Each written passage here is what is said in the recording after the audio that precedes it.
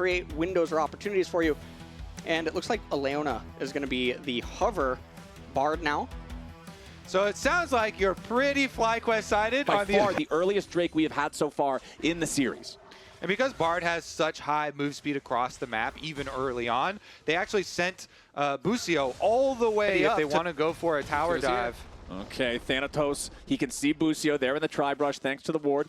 Bwipo going to keep shoving up like this right now as Busio could be in some danger. Thanatos hits him with the stun from the Ruthless Predator. Blabber still in control over the Drake on the other side of the map, though. Busio goes on a magical journey. Basically, Thanatos just holds on until Loki can TP top to cover, and now they're looking for a play of their own. Loki goes in, finds the shuffle onto Busio, who goes on a magical journey, trying to get away. Bwipo wants to try to escape the wrath of Vulcan and Loki, but it ain't going to work, and Blabber shows up to guarantee there's a lot of FlyQuest to him again as they go for the bottom tower simultaneously, though. Bwipo had pushed in there on the top side. Loki was trying to get there, and it is going to be the tower here for FlyQuest. Power to make these plays happen, force out these summoner spells, and now with Blabber right behind him, you've got Azir and Trundle. You will tear through a turret that's not protected nearby. So for as much as we were hoping to see some big battle, some big scrap over the feats, we're not going to get it after all. It's just, okay, we've got Blabber summoning up the Herald down here in the bottom lane, but a nice use of Tempered Fate. Bard so good at stopping the Herald from doing its job effectively.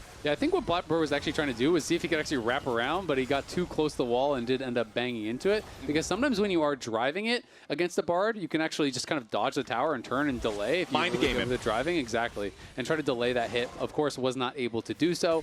And so they negate that. Okay, Thanatos versus Bwipo up here in the top lane is not going Bwipo's way as Thanatos with the dominus just slices and dices him down. Thanatos with a solo kill while the rest of C9 is taking the tier 2 turret over in mid lane. It's kills, it's objectives. It's outcomes that they have actually run thus far.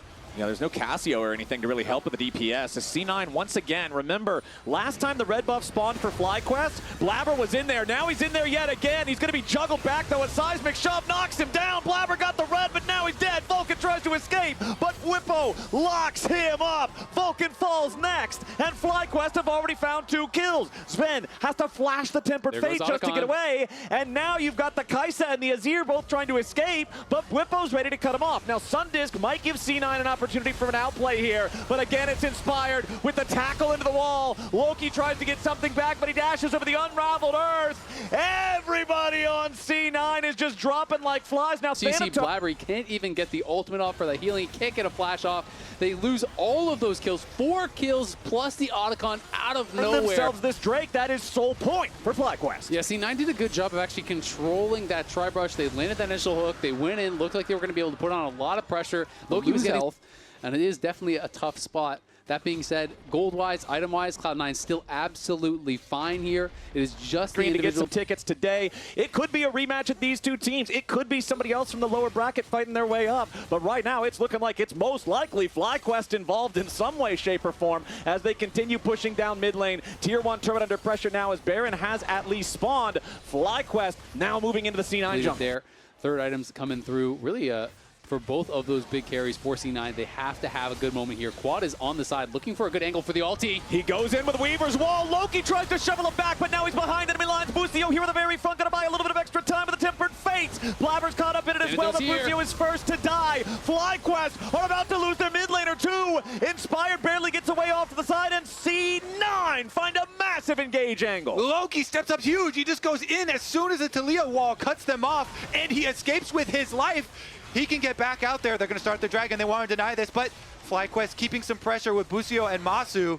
It's Busio and Masu, but Inspired had to go all the way back to the base because the Poppy was so hurt. Now Bwipo flashing back over the wall, trying to stay safe here. Blabber and the rest of C9 are very low on HP. Masu is low on mana. Bwipo is almost completely Inspired still making his way down towards the fight as Sven flies over the killer instinct, and Masu is down. Sven stays alive. A double kill for the Kaisa as Vulcan locks up Inspired, and C9 locks that area.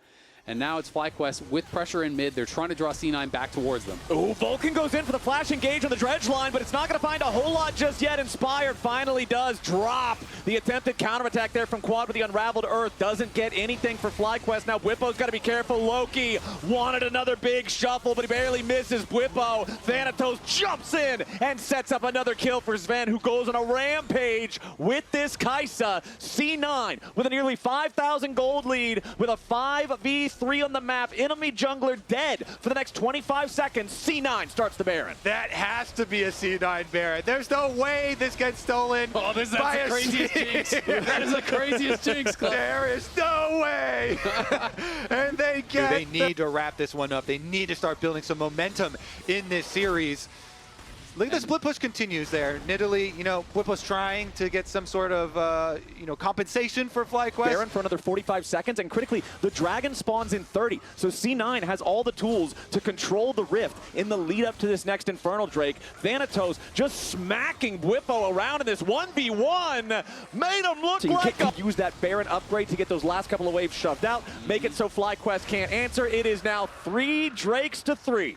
If you're AD Nidalee, a little bit of extra distance to set up for one of these E's to find the engage on somebody. Now again, it's Vulcan leading the way. The Tempered Fate locks up everybody on FlyQuest. They got to be a little bit more careful than this. Masu's about to die at the very start of the fight. Thanatos into the back line yet again as Quad will fall. Masu will go with them, and Bwipo's about to be number 4. Only Busio left alive.